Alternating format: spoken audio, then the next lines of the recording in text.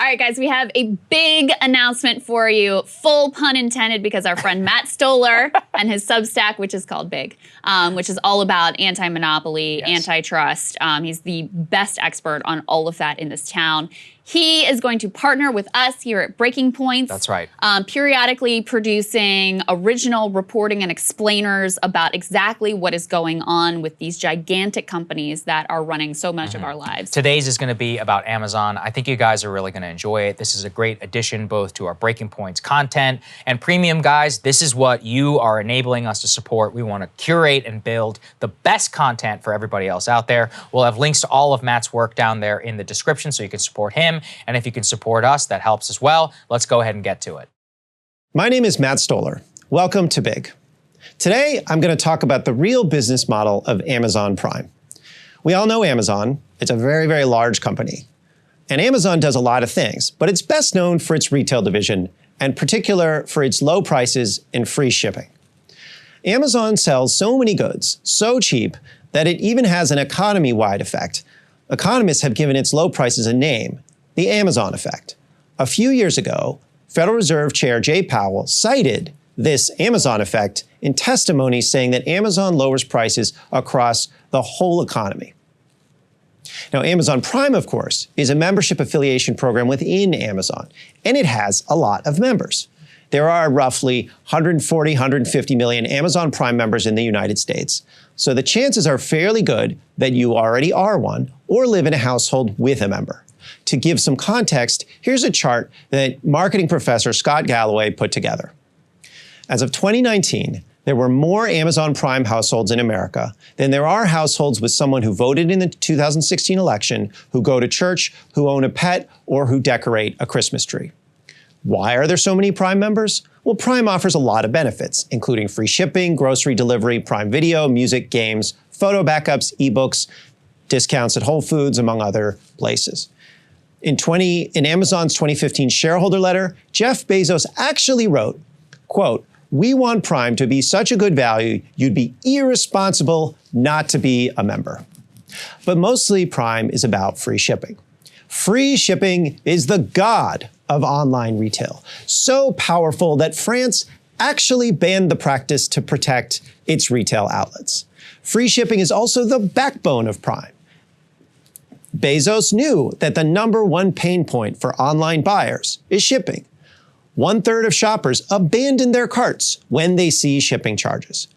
Bezos helped invent Prime for precisely this reason, saying the point of Prime was to use free shipping to, quote, "draw a moat around our best customers." The goal was to get people used to buying from Amazon, knowing they wouldn't have to worry about shipping charges. They just see a number, and that's the price. Click. But this leaves a really big question. How does Amazon Prime make money? Now, shipping through Amazon Prime might be marketed as free to you, but it's not free. It takes trucks and planes and delivery people, all of whom have to get paid. Same with video games and content, all the other things you get for free with Prime.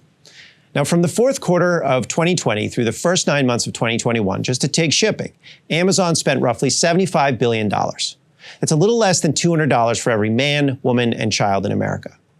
Now, Prime isn't free. There's a subscription fee of roughly $120 a year. But in 2018, JP Morgan found that the actual bundle of value of Prime should be $785. That is, when you go out into the market and you buy comparable products, that's what it costs. In other words, Amazon spends far more than the company gets back from Prime subscription fees. And that is weird. Somehow, Amazon seems to make money, or at least not lose money, on what appears to be a massively money-losing venture. If Amazon had to internalize the cost of Prime, it's not a small amount of money we're talking about. Amazon would be losing tens of billions of dollars just on Prime. And even a firm of that size can't lose that amount of money. So what gives? How can Amazon charge the lowest prices and throw in free shipping and all the other great benefits for Prime members? To get an answer, I'd like to introduce you to the Attorney General of Washington, D.C., Karl Racine. Washington's a little like a state, and it has, like most states do, a chief law enforcement officer. That's what Racine does. And here's what Racine thinks about Amazon. So Amazon is estimated to control 50 to 70% of the online retail market. That sounds like monopoly power. Racine enforces antitrust law, which is our main law against monopolistic behavior.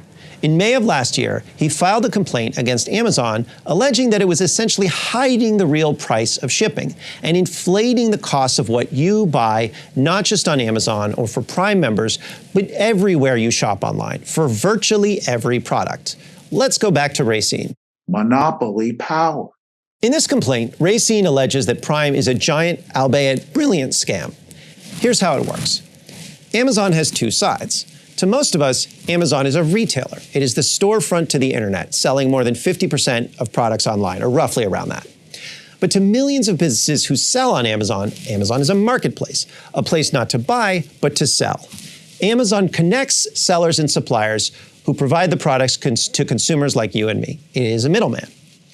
Behind its storefront, Amazon has multiple lines of business. It has a retail business where it sells directly.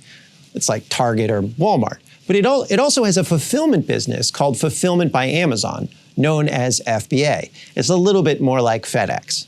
It doesn't just sell directly, it also lets third-party sellers sell through another division, Marketplace. It's a little bit like eBay. And it charges them a set of fees to do so. It also has an advertising arm in which it lets firms pay for placement in its search engine and on its site and on sites around the web. At this point, just to give you some context, Amazon's advertising division is the third biggest online advertising firm in the world, behind Google and Facebook. Amazon has a lot of market power over these sellers, as well as brands who sell through Amazon's retail division.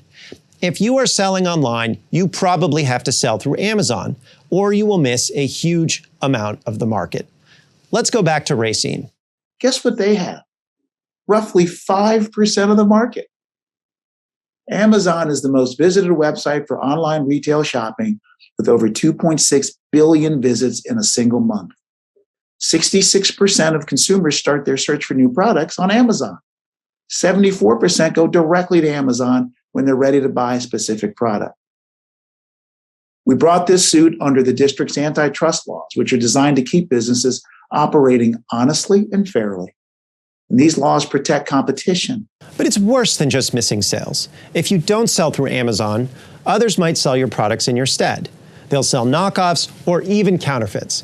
Because Amazon has control of a large chunk of online retail customers, because it is the storefront to the internet, the way that Google is just the way you search for things, Amazon can dictate to terms to sellers who need to reach customers.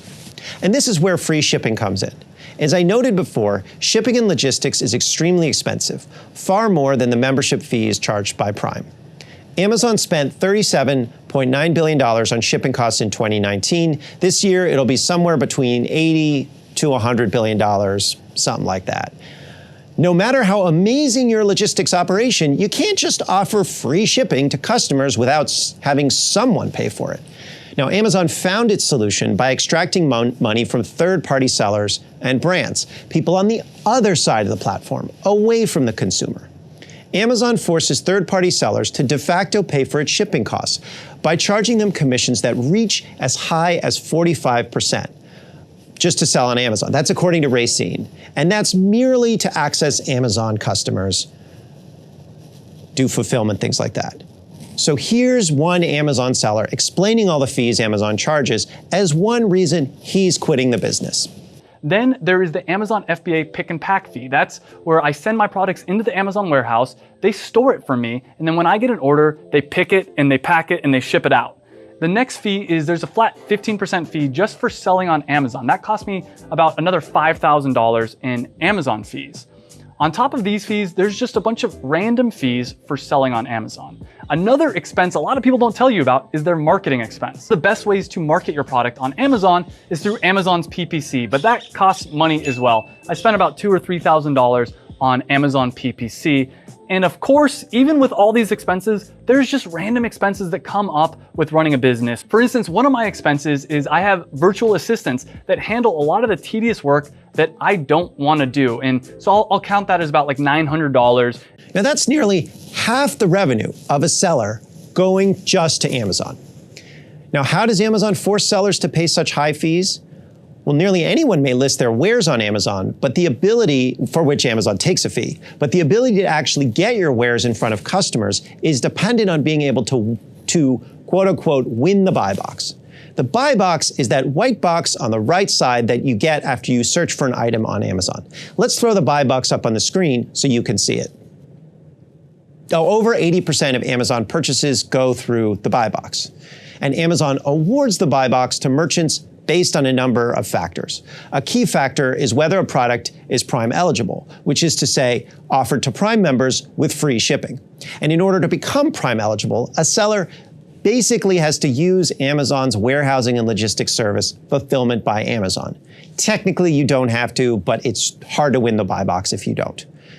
In other words, Amazon ties the ability to access Prime customers to whether a seller pays Amazon for managing its inventory. Sellers know this. Here's Tatiana James, one of the many YouTubers who teach people to sell on Amazon. And then you also get a ranking boost. Amazon boosts people who are fulfilled by Amazon, so it's going to help you in the search results. Amazon's strategy has worked. It now fulfills roughly 2/3 of the products bought on its platform. The high prices of overall marketplace access fees, including Fulfillment by Amazon, is how Amazon generates cash from its marketplace. From 2014 to 2020, the amount it charged third-party sellers grew from $11.75 billion to more than $80 billion. This year, it'll be about $120 billion. According to Racine, quote, seller fees now account for 21% of Amazon's total corporate revenue. And he also pointed out that the profit margins for marketplace sales by third-party sellers are 4 times higher than Amazon's own retail sales. So what's paying for free shipping? These third-party seller fees. Now, Bezos would argue that the firm is just providing a lot of great services to its third-party sellers. That fees aren't high, they're getting a lot for their money. And to some extent, this is true. But the high fees aren't just because fulfillment or selling online is expensive. Walmart charges less for its fulfillment service and access charges to its online market, and eBay's market access fees are also much lower. How do sellers handle these large fees from Amazon and the inability to charge for shipping? It's simple. They raise their price. That's why Amazon can offer free shipping to Prime members and also all the other benefits. You're paying for it. Now, if this were all that were happening, so what? Sellers and brands could just sell outside of Amazon, avoid the large commission, and charge a lower price to entice customers. Buy cheaper at Walmart.com or eBay. Should be in ads all over the web, but it's not.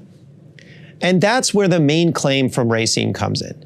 Amazon uses its buy box algorithm to make sure that sellers can't sell through a different store or even through their own site, a different store online, or even through their own site with a lower price and still access Amazon customers through the buy box, even if they would be able to sell it more cheaply. If they try to sell elsewhere, to sell directly or through a different storefront at a lower cost because they don't have to pay Amazon's large fees, they get cut off from the buy box and thus cut off de facto from being able to sell to Amazon customers. And that means they get cut off from a large part of the market. In other words, monopoly power. To keep selling on Amazon, merchants are forced to inflate their prices everywhere, with the 35 to 45% commission baked into the consumer price regardless of whether they are selling through Amazon. When you buy online or in Walmart or at some other retail outlet or even direct from the brand, even if you aren't paying Amazon directly, the price likely reflects the high cost of selling on Amazon. As a result, sellers and brands tend to raise their prices across the board so that Amazon users can't find better deals anywhere else. Prime thus looks like a good deal, but only because sellers are prohibited from offering customers a better one anywhere else. Now, if Racine succeeds in his suit, it unravels the whole scheme. As a legal analyst told me, let's say a product today is sold for $10 on Amazon with free shipping. If Amazon is forced to unbundle the FBA fee from the product price, then it would cost $6 plus $4 shipping. Prime makes no sense in this world unless Amazon again decided to subsidize Prime. Amazon, as big as it is, doesn't have the tens or even hundreds of billions of dollars of cash flow to make that happen. In fact, everything on Amazon Prime, from free video content like Fabulous Mrs. Maisel to the free video games and free songs, it's all subsidized in the same way. None of it is actually free. It's paid for by everyone who shops online in ways that Amazon disguises with these arrangements, which a lot of merchants find are coercive. What Racine's case shows is that Prime is essentially a giant lie by Amazon to mask the higher and higher prices it is forcing across the economy. The Amazon effect that economists cite is actually a mirage. And if Racine's suit succeeds, then it actually might be possible to compete with Amazon by, well, charging lower prices. In the meantime, now you know how Amazon Prime can afford to offer free shipping. It's a brilliant scam, but ultimately, it is just a scam. Hey guys, thanks so much for watching. That's right. Just as a reminder, you can become a premium subscriber today. Watch the full show completely uncut, our reactions to each other's monologues. You get to listen to it. You get to ask us questions, all that good stuff. Link is right there in the description or at breakingpoints.com. Best of all, great way to say screw you to the mainstream media.